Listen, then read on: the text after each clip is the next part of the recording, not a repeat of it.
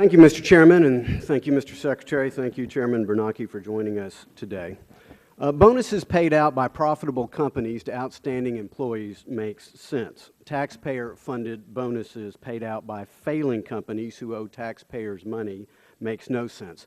The close to $200 million in bonuses paid out to AIG's employees was merely last week's TARP outrage of the week. The outrage, however, pales in comparison to the outrage that taxpayers have now seen 4 different bailouts and have pumped $173 billion into a failed company with no apparent end in sight. It pales in comparison to the outrage that taxpayer money is being used to make counterparties whole, many of which are foreign financial institutions. They assumed a risk that the school teacher in Mesquite, Texas, who's now helping make those counterparties whole, did not take. It also pales in comparison to the outrage that we have seen no convincing plan of sustainability, profitability, or taxpayer recoupment that has been presented to us, this committee, the Congress, much less the American people. And finally, it pales in comparison to the outrage that we should have that the Democrat leadership in Congress and the Obama administration either knew about these bonuses or should have known about these bonuses and could have stopped them.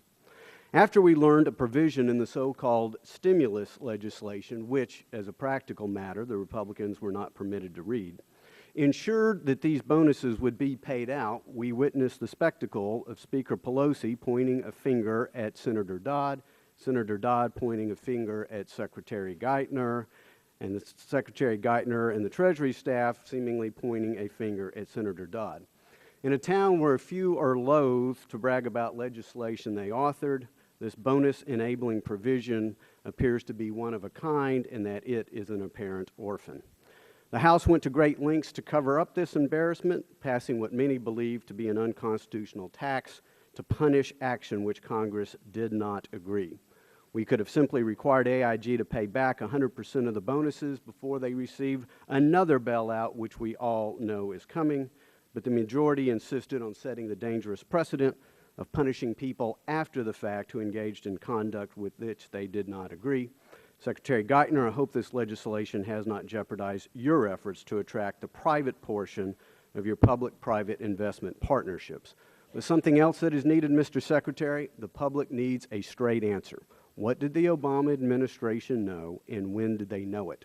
For your plan to succeed, it needs confidence, and for there to be confidence restored, there must be openness, accountability, and honesty.